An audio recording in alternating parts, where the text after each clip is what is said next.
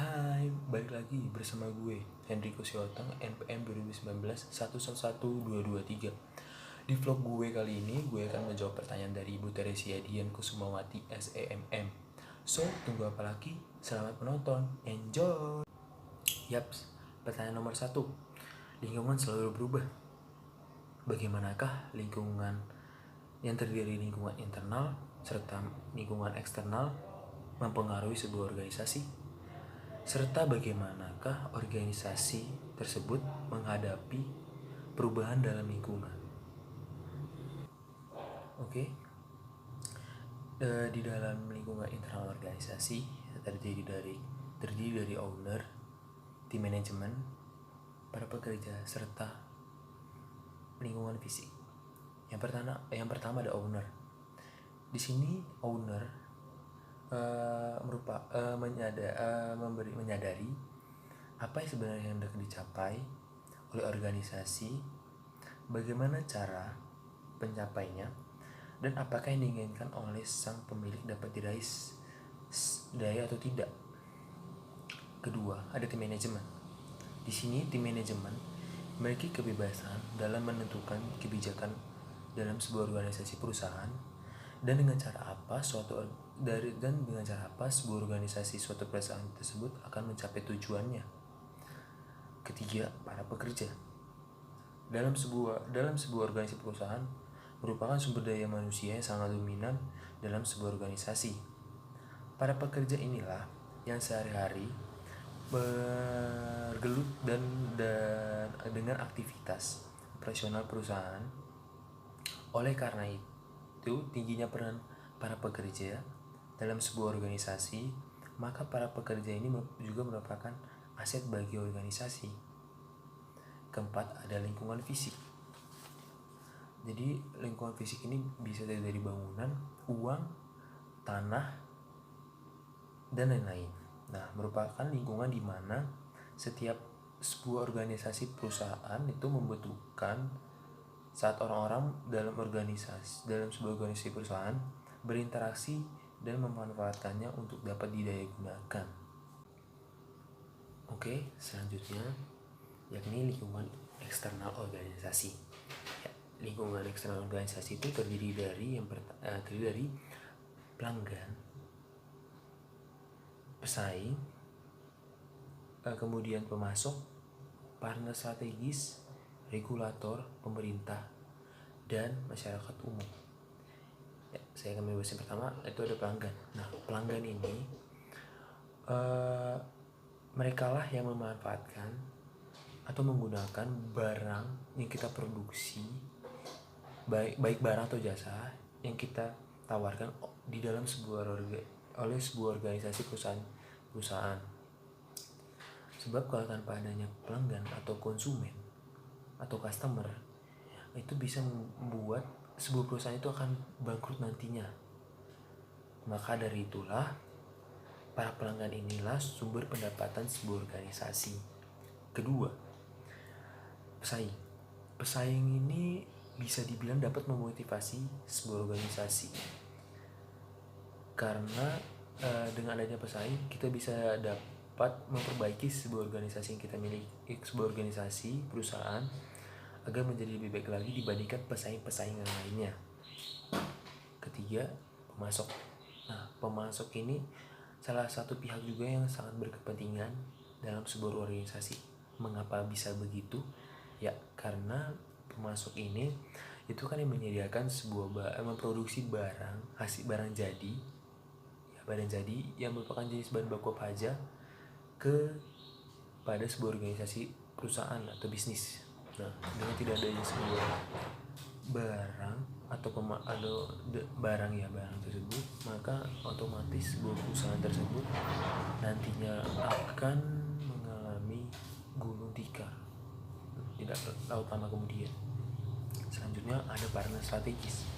Ya, partner strategis ini adalah perusahaan lain yang menjalankan bisnis dengan perusahaan atau dengan organisasi perusahaan kita.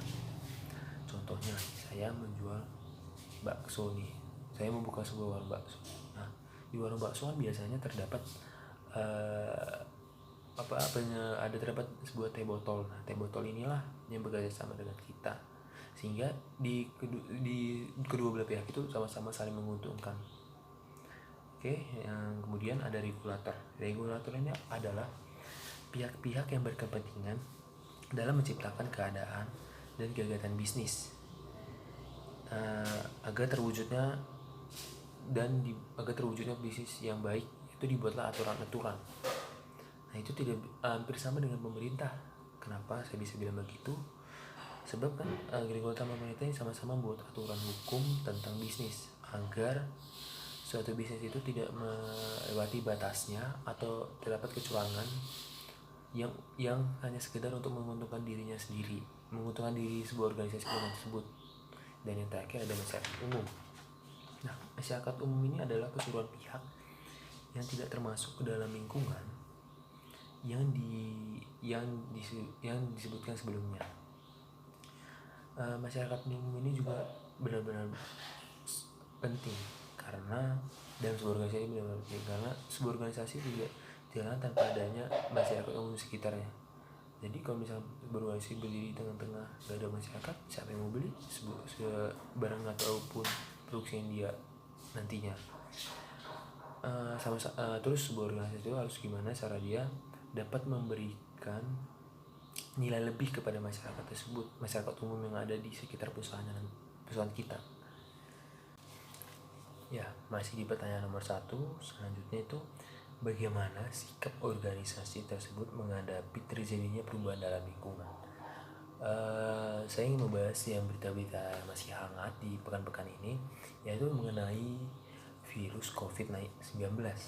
Nah, sikap yang harus dilakukan sebuah organisasi kepada lingkungan yang tadi yang saya udah jelaskan sebelumnya, itu di dalam lingkungan internal maupun eksternal, itu sikap yang harus dilakukan. Misalkan sebuah organisasi ini kepada karyawannya suruh bekerja dari rumah, atau misalkan dengan menyediakan fasilitas hand sanitizer, terus sabun cuci tangan di wastafel, terus menyuruh karyawannya menggunakan masker, seperti itu. Terus ya, sikap organisasi juga bisa kepada masyarakat umum. Nah, organisasi ini bisa membantu masyarakat umum dalam bentuk atau hal itu, seperti bisa memberikan sebuah bantuan pangan atau memberikan masker. Kemudian sebuah organisasi ini juga mempengaruhi terhadap si pemasok juga. Kenapa? Karena dengan adanya COVID-19 ini, pemasok yang ada itu semakin lama gitu, atau bisa dibilang karena adanya COVID-19 ini, si para pemasok ini tidak dapat mengimpor barang-barangnya karena adanya dengan adanya ketidakbolehan masuk arus barang gitu. Kemudian sikap organisasinya terhadap para pelanggannya itu, misalkan kan dia sebuah organisasi perusahaan ini membuat produk makanan. Nah, apa yang harus diberikan kepada si pelanggan atau customer kita? Nah, itu dia harus memberikan benar-benar memberikan contohnya nih, saya mendirikan perusahaan warung makan gitu. Nah, di situ saya menyajikan makanan yang sehat, higienis, sehingga para pelanggan kita tuh nantinya tidak kecewa dan tidak sakit. Oke, ya menurut saya sekian dari jawaban nomor 1. Mari kita lanjut ke nomor 2. Ya, di pertanyaan nomor 2, sebutkan faktor-faktor yang mempengaruhi terbentuknya budaya serta bagaimana budaya tersebut mempengaruhi sebuah organisasi. Ya, faktor-faktor yang mempengaruhi terbentuknya budaya. Pertama, ada lingkungan geografis. Nah, lingkungan geografis, kenapa saya bisa bilang begitu? Karena menurut saya lingkungan geografis itu kan bisa Misalkan nih lingkungan geografis kan terbentuk dari perbedaan tempat, misalkan daerah dataran rendah, dataran rendah tinggi, gitu-gitu. Nah, misalkan di dataran rendah ini orangnya ngomongnya lemah lembut, sedangkan di orang yang di dataran tinggi itu omongannya agak besar, dapat dalam artian tidak kasar, seperti itu. Terus kedua ada perkembangan teknologi. Nah, perkembangan teknologi sangat benar-benar mempengaruhi sebuah budaya, dari sikap kita, tata cara bicara kita, dan dari teknologi ini budaya-budaya asing pun masuk sehingga merusak budaya-budaya lokal yang kita miliki saat ini, yaitu di Indonesia. Oke, yang terakhir menurut saya ada faktor sosial.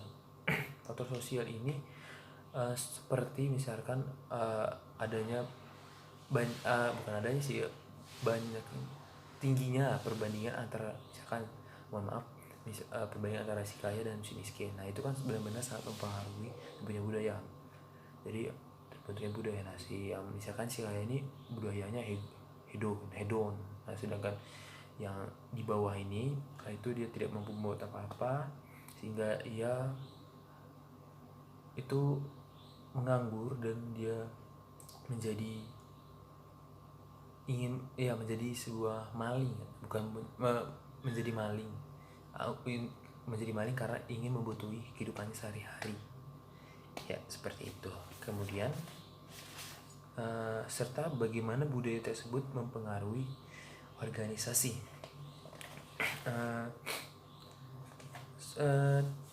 Budaya yang mempengaruhi organisasi itu berasal dari pengalaman yang dijalani organisasi itu sendiri, baik pengalaman gagal maupun kesuksesan. Karena fase-fase kesuksesan dan kegagalan